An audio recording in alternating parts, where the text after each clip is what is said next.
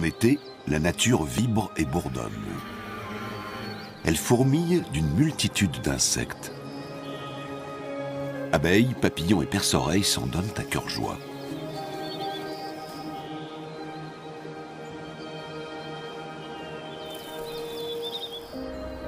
Mais l'arrivée de la saison froide met un terme à leurs activités.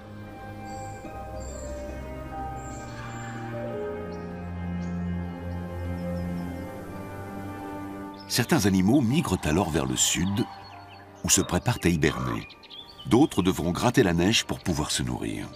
Mais où sont passés les insectes ?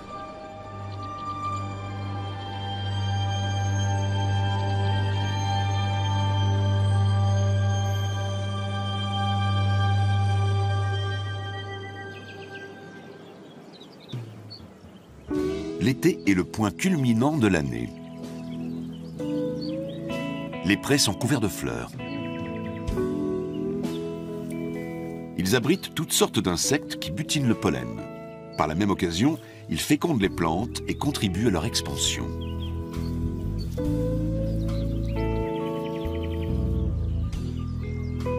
La fin de l'été est la période de maturité, la saison des récoltes.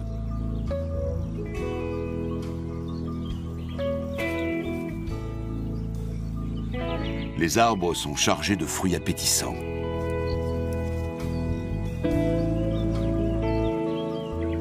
Les vergers abritent toutes sortes d'insectes.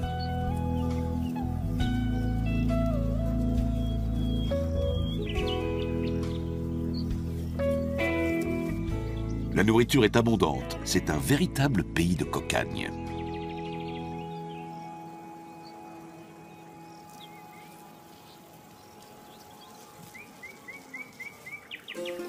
Les fruits tombés à terre attirent, entre autres, les frelons. Ces prédateurs carnivores ne dédaignent pas la chair des pommes.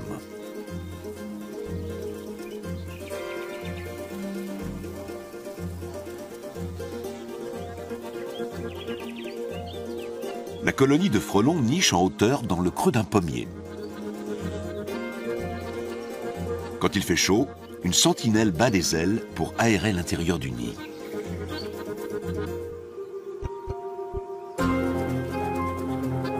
Le nid est installé à l'intérieur du tronc, une véritable citadelle faite de papier mâché. Des ouvrières l'agrandissent constamment avec une pâte à base de bois mastiqué imprégné de salive. Elles s'occupent aussi de nourrir les larves.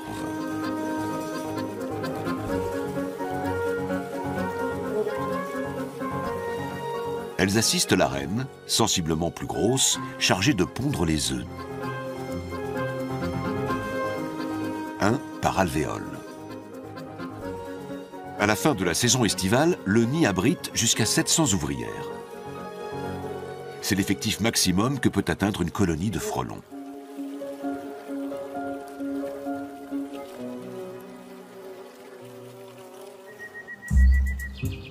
Tout près de là, sont installées des ruches qui abritent des essaims d'abeilles.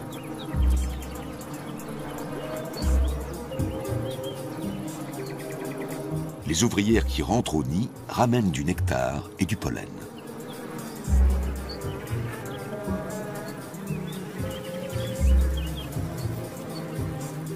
Les pattes chargées de pelotes jaunes de pollen, elles sont les bienvenues.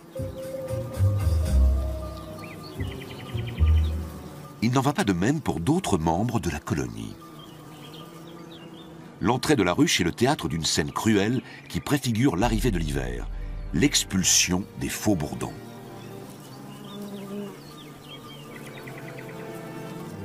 Les abeilles mâles, ou faux bourdons, se voient désormais refuser l'accès à la ruche.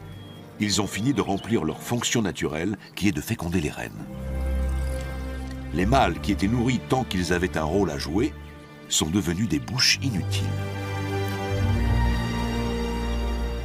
Ils sont condamnés à mourir de faim au pied de la ruche. Pendant ce temps, les ouvrières continuent à collecter du nectar et du pollen pour constituer des réserves pour l'hiver. Le pollen, riche en protéines, est entreposé dans des alvéoles spéciales.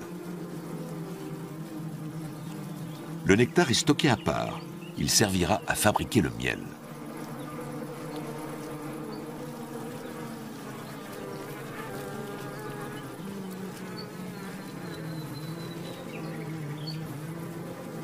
« 60 000 abeilles peuvent cohabiter dans un essaim, autour d'une reine qui peut vivre jusqu'à 5 ans.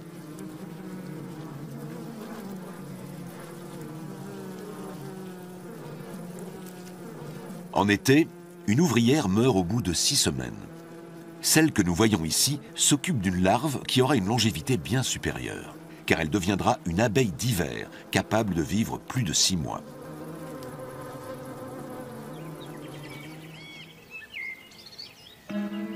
À la fin de l'été, les soirées sont encore douces.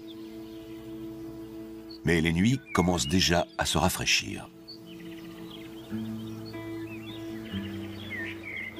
Le matin, les prés et les étangs sont couverts de brume.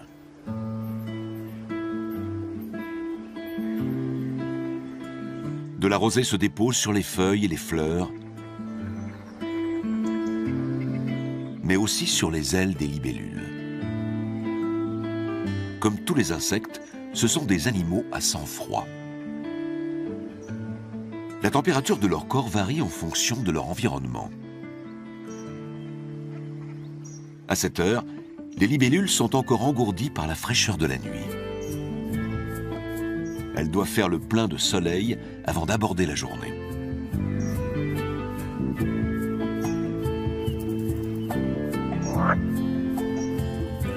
La plupart des espèces de libellules ne vivent qu'un été. Elles meurent dès qu'arrive la saison froide. Leurs larves, en revanche, survivent dans l'eau, parfois plusieurs hivers de suite. On distingue déjà les ailes en formation. Les larves de libellules respirent en contractant leur abdomen pour faire circuler l'eau à travers leurs branchies. D'autres insectes remontent régulièrement à la surface pour s'alimenter en oxygène. Le dit tique bordé doit faire provision d'air sous ses ailes avant de plonger. Ces coléoptères passent pratiquement leur vie dans l'eau. Elle dure souvent plusieurs années. Ces habiles chasseurs restent à l'affût pour guetter leur proie, des petits poissons comme cette ablette.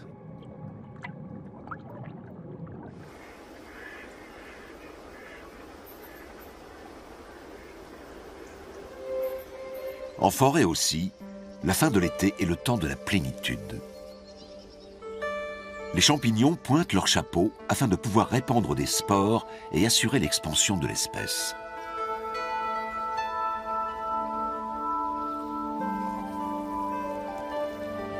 Ils passent le reste de l'année dans la terre, sous forme de mycélium, un réseau de filaments semblable à des racines.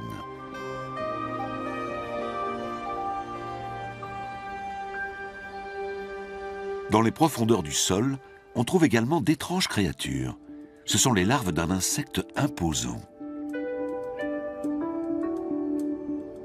À ce stade, elles n'ont rien de commun avec la forme future que prendra l'animal.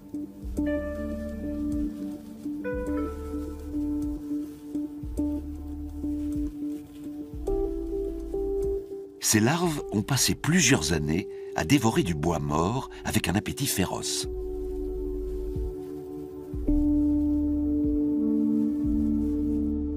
L'heure est venue de se transformer.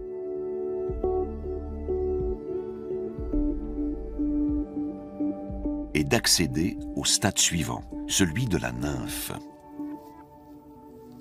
Quel animal surgira plus tard de cette nymphe? La taille des mandibules nous donne un indice. Il s'agit du lucane cerf-volant.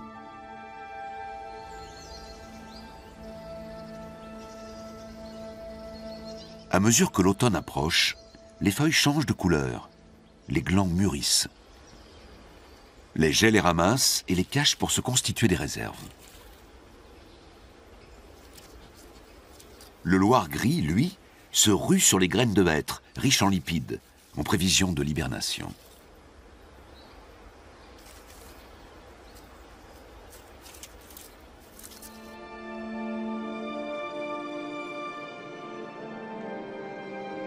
Les températures se rafraîchissent et l'air chargé d'humidité se condense en formant des nappes de brouillard mouvantes.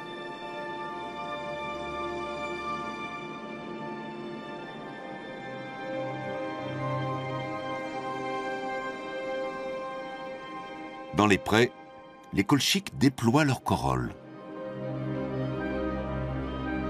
Les journées froides et humides se succèdent. Mais les frelons sont encore actifs. Ils rétrécissent l'entrée du nid pour garder la chaleur. Mais de toute façon, la colonie est vouée à disparaître car les frelons se nourrissent tout l'été de protéines animales et ne font pas de réserve comme les abeilles. À l'intérieur du nid, les ouvrières qui s'activent sont déjà moins nombreuses. Certaines se livrent d'ailleurs à une étrange occupation. Elles tirent des larves vivantes hors des alvéoles et les expulsent du nid.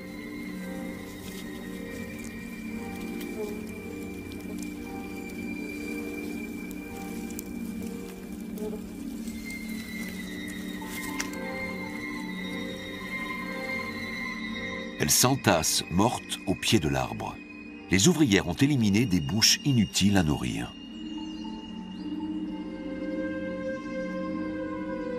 Pour l'heure, la colonie de frelons n'a pas besoin de nouvelles ouvrières.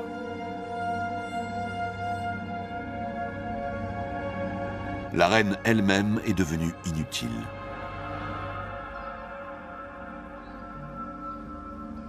Épuisée, elle a abandonné le nid et s'est laissée mourir.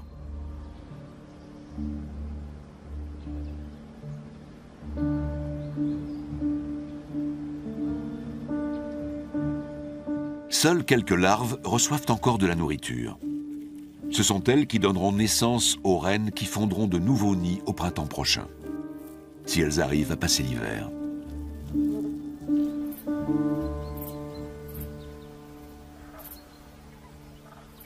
Les coccinelles aussi prennent leur disposition à l'approche de la saison froide.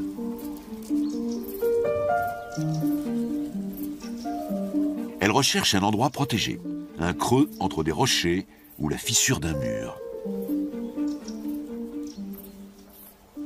Elles entreront bientôt dans une sorte de léthargie. Leur sang contient un véritable antigel naturel qui leur permet de supporter une température de moins 10 degrés.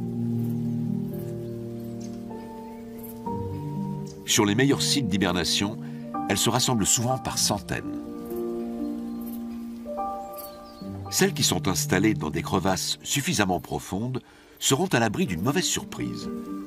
À l'occasion d'un redout hivernal, certaines se réveillent, mais ne trouvent alors aucune nourriture. Au printemps prochain, elles commenceront par s'accoupler.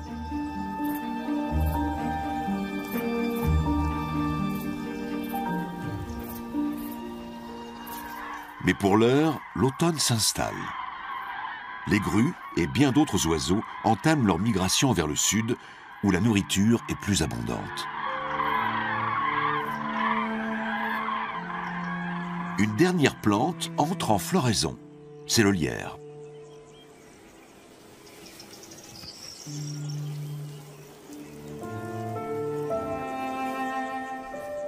Il attire une foule de papillons, d'abeilles, de guêpes et de cirfes. Il règne autour de la plante une activité frénétique, comme dans la prairie en été. Le Vulcain fait le plein d'énergie, car il se prépare à faire un long voyage.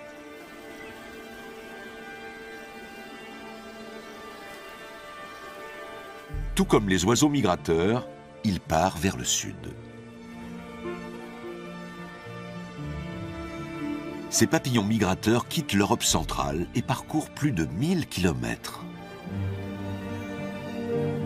Pour cela, ils survolent les Alpes et franchissent des cols situés à plus de 2500 mètres d'altitude. Ils iront passer l'hiver dans des régions plus clémentes, au sud de l'Europe, et ils s'y reproduiront.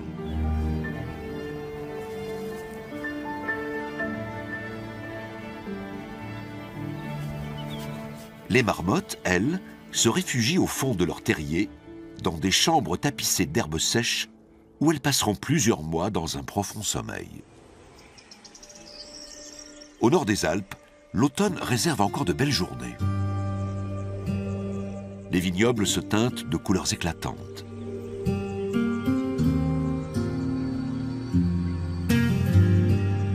Le raisin arrive à maturité.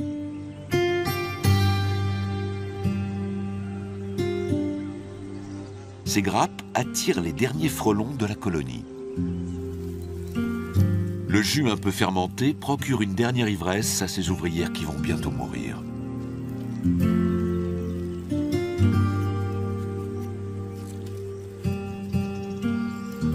Seules les jeunes reines qui viennent de se transformer ont une chance de passer l'hiver. Elles se mettent à l'abri dans un endroit protégé ou s'enterrent dans le sol. D'autres insectes les y ont précédés. Ces œufs, enterrés dans une cavité souterraine, ressemblent à de minuscules raisins.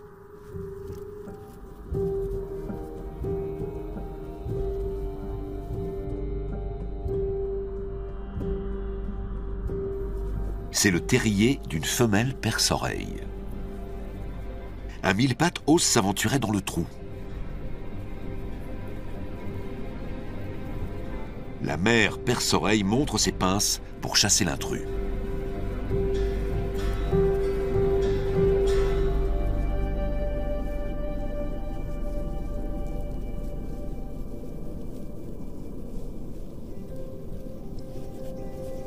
Une femelle peut pondre jusqu'à 70 œufs, gros comme des têtes d'épingle. Elle passe son temps à les nettoyer. Tout l'hiver, elle prendra soin des œufs, puis des larves, ce qui est un comportement très inhabituel chez les insectes.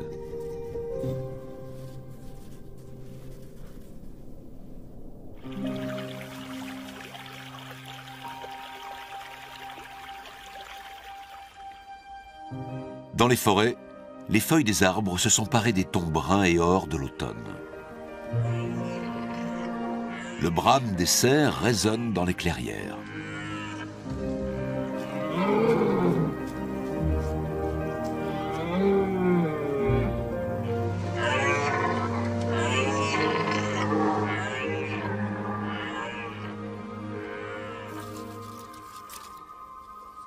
Sous un épais manteau de feuilles enfoui dans la terre, un lucane cerf-volant a émergé de la nymphe et accédé à l'état adulte. Afin d'économiser son énergie, il reste couché sur le dos, sans bouger, à quelques 30 cm de profondeur. Il restera tout l'hiver dans le sol, à l'abri du gel.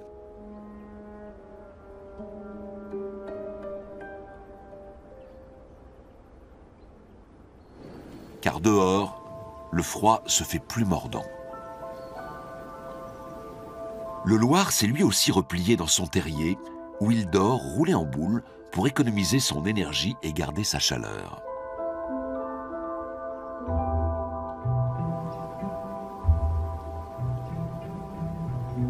Lorsqu'il gèle, la brume se cristallise en givre. La plupart des insectes ont disparu.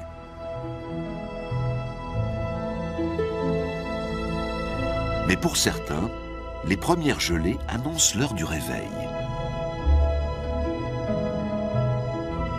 Dès que la température descend en dessous de zéro, l'hibernie défeuillante sort de sa cachette.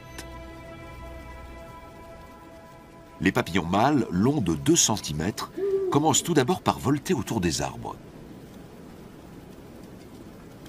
Ensuite, les femelles grimpent le long des troncs. Physiquement, elles n'ont rien de commun avec le mâle. Leurs ailes atrophiées ne leur permettent pas de voler. Elles sécrètent alors une substance odorante, la phéromone, destinée à attirer les mâles. Les deux partenaires s'accouplent dans le froid.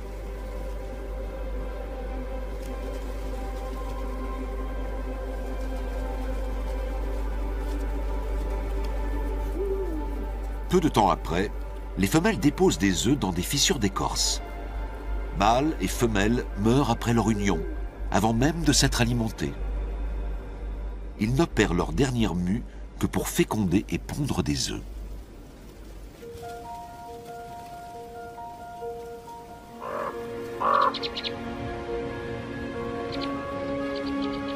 Quand la neige tombe, elle forme une couche qui isole le sol de la froidure extérieure. Il fait en général un peu plus chaud dans la terre.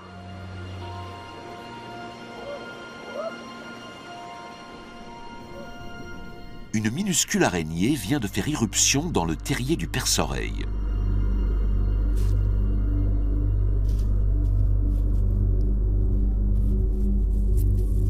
Elle est à peine plus grosse que ses œufs.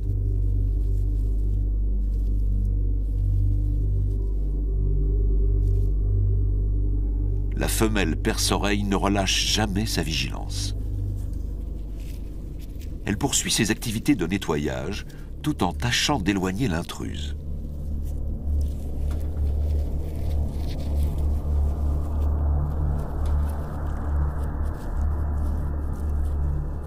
Mais l'araignée s'obstine à rester près des œufs.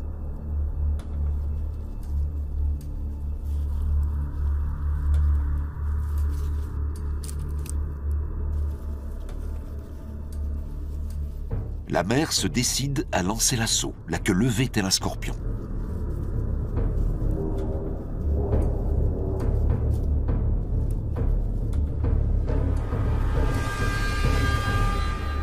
L'araignée s'est mise en danger de mort.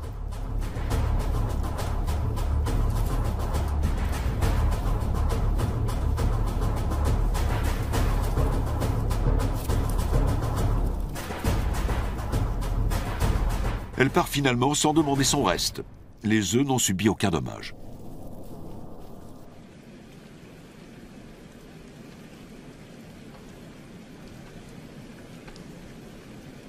Les paysages d'hiver semblent très paisibles.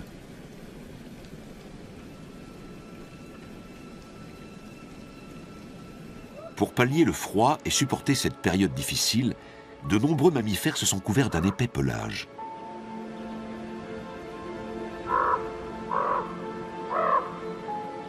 Ils doivent gratter le sol pour trouver de la nourriture.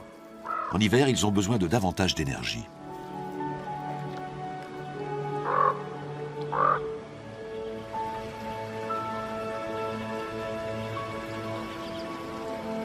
Le froid se fait de plus en plus vif. Et même les ruisseaux commencent à geler.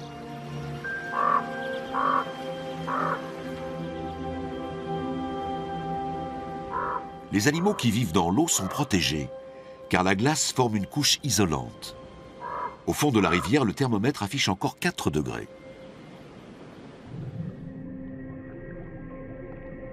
Les larves de libellules se sont mises à l'abri.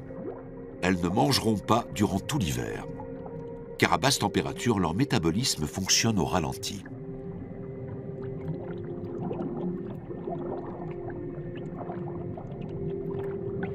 Le dytique bordé a besoin de moins d'oxygène. Quand la surface de l'eau est gelée, il se contente de la provision d'air qu'il a stockée sous ses ailes.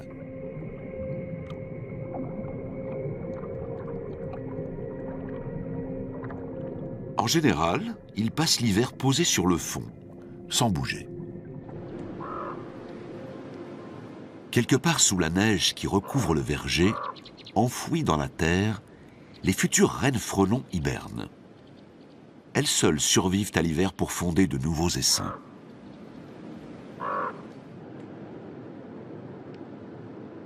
Tout près de là, à l'intérieur de la ruche, on entend vrombir l'essaim. Plus il fait froid, plus elles se font bruyantes.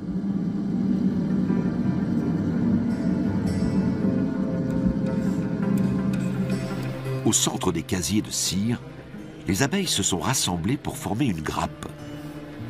En dépit du froid extérieur, elles parviennent à y maintenir une température supérieure à 20 degrés. La population de la ruche a diminué de moitié, mais elle compte encore quelques 20 000 membres. Régulièrement, les abeilles font vibrer leurs ailes pour contracter leurs muscles et dégager de la chaleur.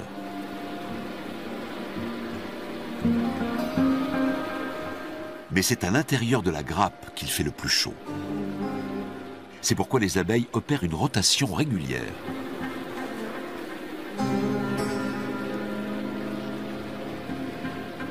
Elles sont capables de maintenir cette activité grâce au miel qu'elles ont stocké dans les alvéoles durant tout l'été. Les abeilles le distribuent en se donnant la béquée. Grâce à ce travail d'équipe, la colonie entière survit à la saison froide. y compris la plus importante de toutes, la reine.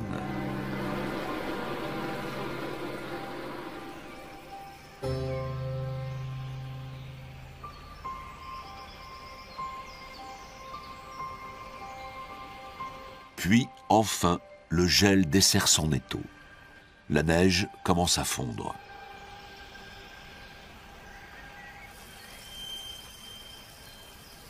Et les ruisseaux se remplissent d'eau de fonte.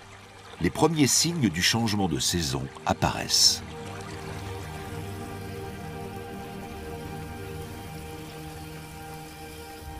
Sous la terre aussi, il se passe des choses.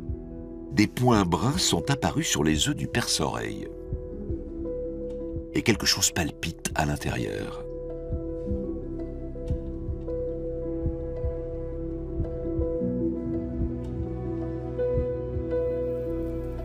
L'enveloppe éclate et un jeune sort de l'œuf avec difficulté.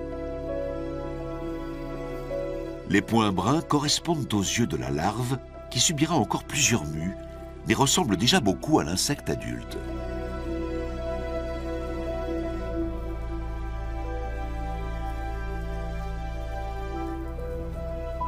À ce stade, les petits sont complètement translucides.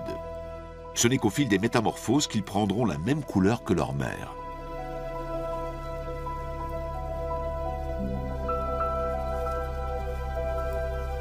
Leur carapace se pigmente rapidement. Cette fois, les derniers œufs feraient bien d'éclore.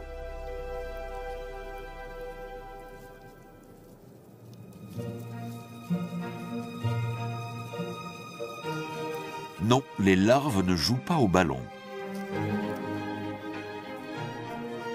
Elles cherchent à percer l'enveloppe extérieure de cet œuf.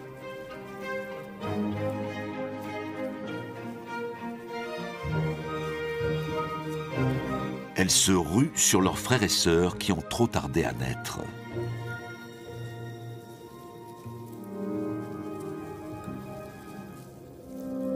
C'est la faim qui les pousse à agir ainsi.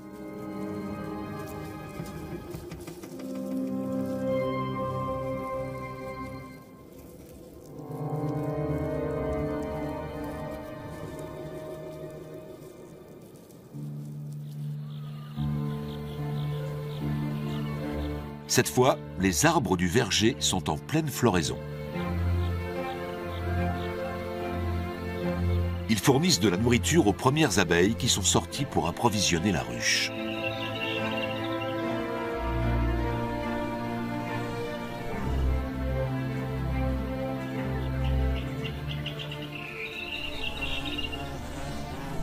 À leur retour, un triste spectacle les attend.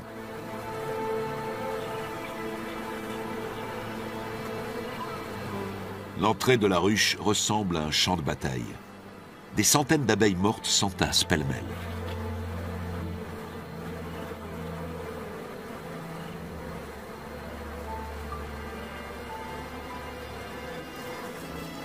Ce sont les occupantes qui n'ont pas survécu à l'hiver. Il s'agit maintenant de les évacuer.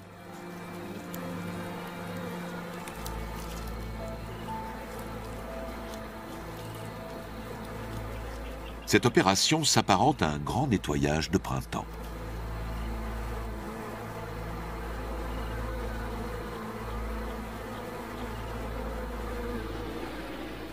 À l'intérieur, l'essaim s'active en prévision de l'été.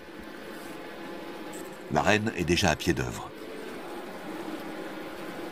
Sa fonction consiste à pondre des œufs, jusqu'à 2000 par jour et jusqu'à 200 000 par an.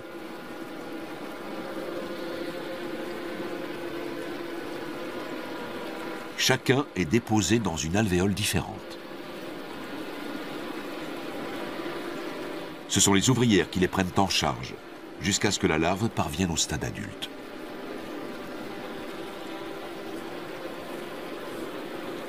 Elle commence déjà à sortir. Une nouvelle abeille de printemps émerge de son alvéole.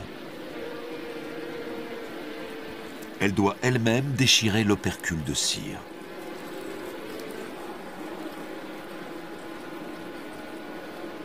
Ces premières semaines, elle les passera à l'intérieur de la ruche, au service de la reine.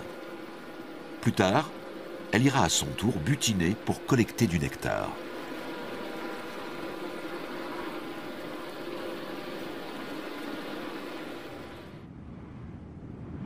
Dehors, l'hiver semble tout à coup revenu et les abeilles ont cessé de sortir.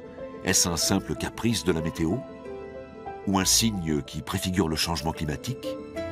À l'avenir, en tout cas, le rythme des saisons se fera de plus en plus capricieux, ce qui pourrait gravement perturber le cycle complexe de nombreux insectes.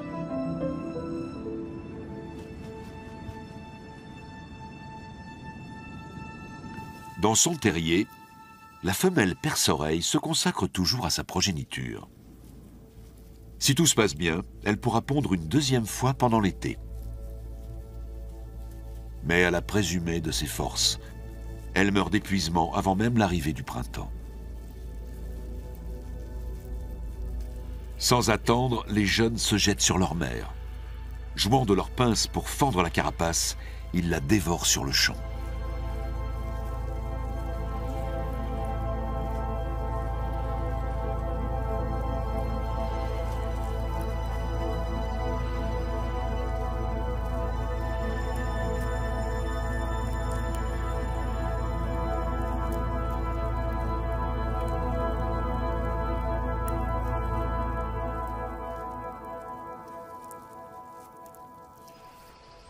Le retour du froid est de courte durée.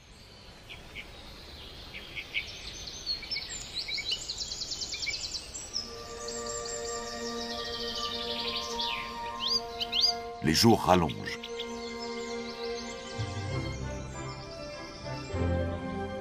Chez les oiseaux, la saison des amours commence. Les œufs ne tardent pas à éclore.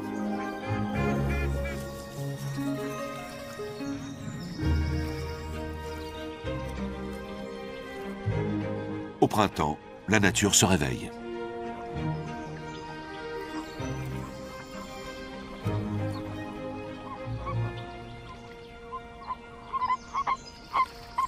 Lors de l'accouplement des grenouilles, il arrive souvent que plusieurs mâles s'accrochent à une même femelle.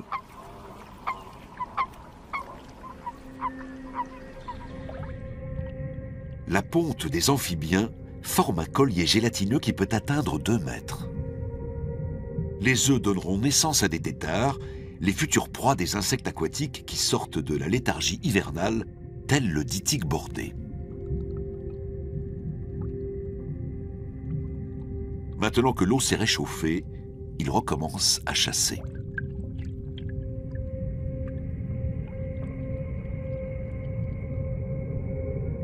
Les larves de libellules aussi se sont remises à l'affût.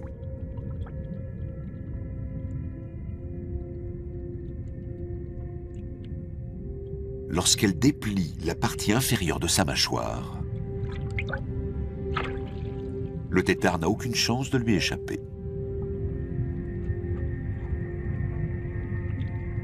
Les dytiques bordés se sont déjà reproduits. L'éclosion des œufs a donné naissance à des larves capables de nager.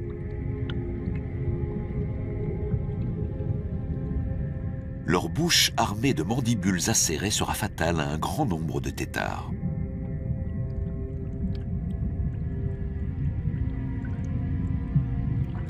Dans quelques mois, ces larves voraces se seront métamorphosées en coléoptères.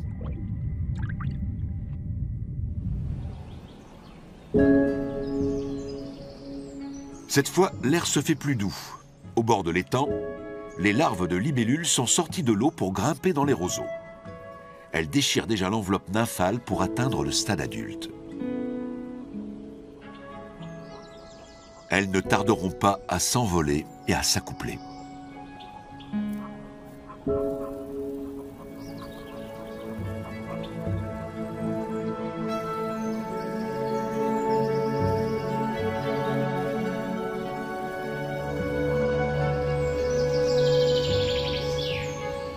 Dans le verger réapparaît une jeune reine frelon qui a survécu à l'hiver.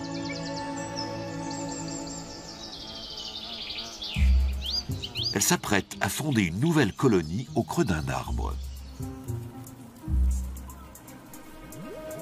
Pour cela, elle doit construire le nid, récolter de la nourriture, pondre des œufs et nourrir les premières larves. Une activité à plein temps pour cette jeune mère célibataire.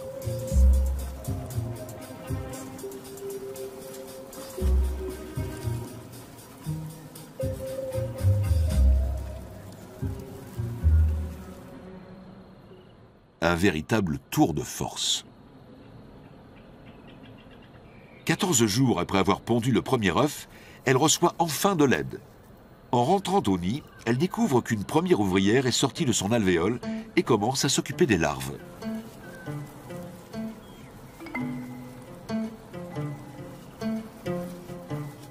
Pendant 2 ou 3 jours, elle ne sort pas du nid.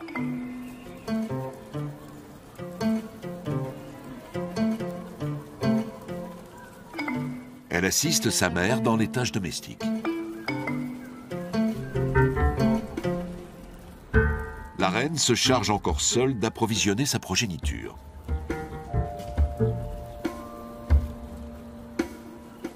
Mais cette fois, elles sont 2 à nourrir les larves.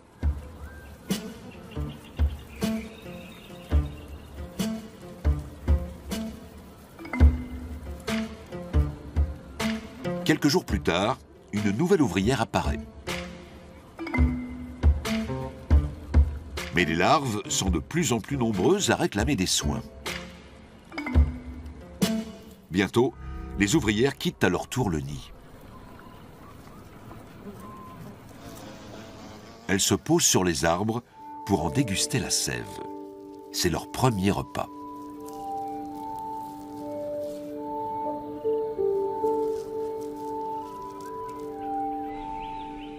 La forêt aussi est en pleine régénération. Les chênes sont désormais couverts de feuilles.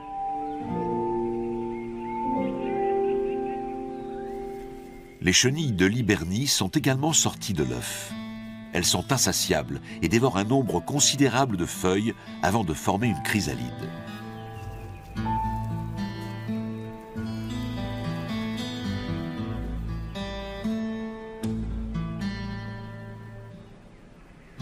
Dans la forêt, la salamandre tachetée a passé l'hiver à l'abri du gel dans des crevasses ou des grottes.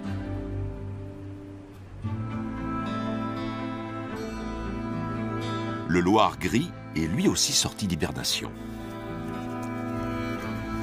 D'autres insectes opèrent leur dernière mue, tel le lucane cerf-volant qui sort de terre, en proie à une excitation toute printanière. Car il a capté les stimuli olfactifs sécrétés par les femelles. Mais il n'est pas le seul. Dès que 2 mâles se rencontrent, c'est l'affrontement.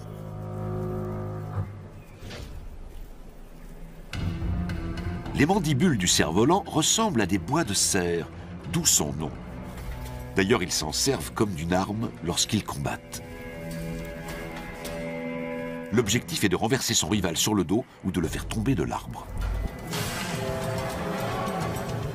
Lors de ces combats, les mâles déploient une énergie prodigieuse qui leur permet de soulever jusqu'à 100 fois leur poids. Il arrive aussi qu'un des 2 rivaux reçoive une blessure mortelle.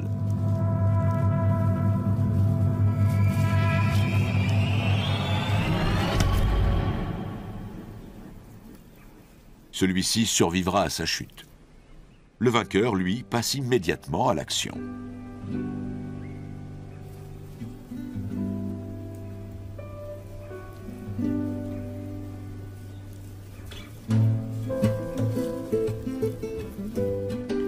L'accouplement s'achève brutalement.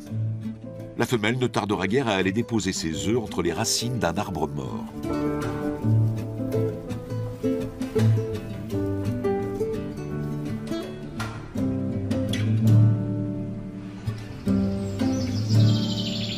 Dans le verger, le nid de frelons continue à se développer.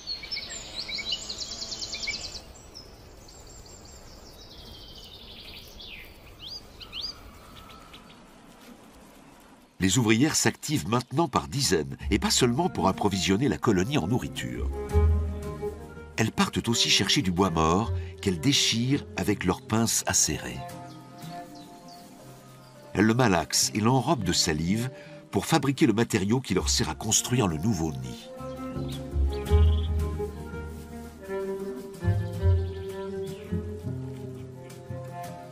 certains nids peuvent atteindre 50 cm de haut. Elle ne cesse d'ajouter de nouveaux étages.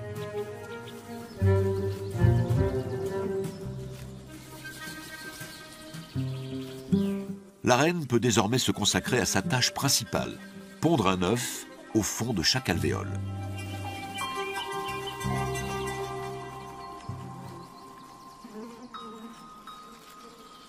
La communauté des ouvrières l'alimente et veille à ce qu'elle puisse assurer sa fonction.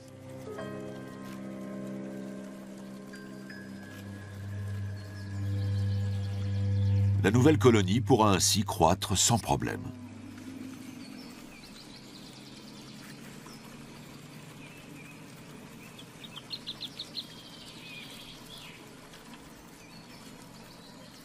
Une colonie qui ne vivra qu'un été.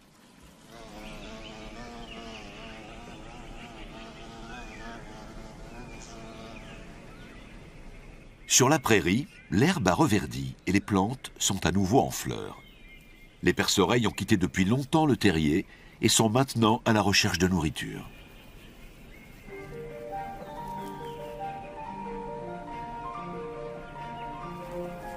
Les coccinelles se promènent.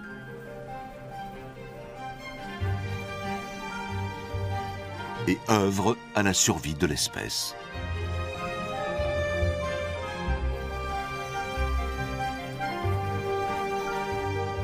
Les vulcains sont également de retour.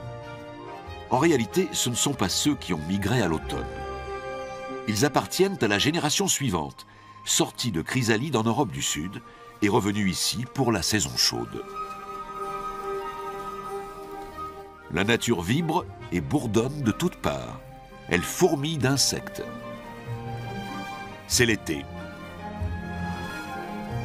Et toute cette agitation durera jusqu'à l'hiver prochain.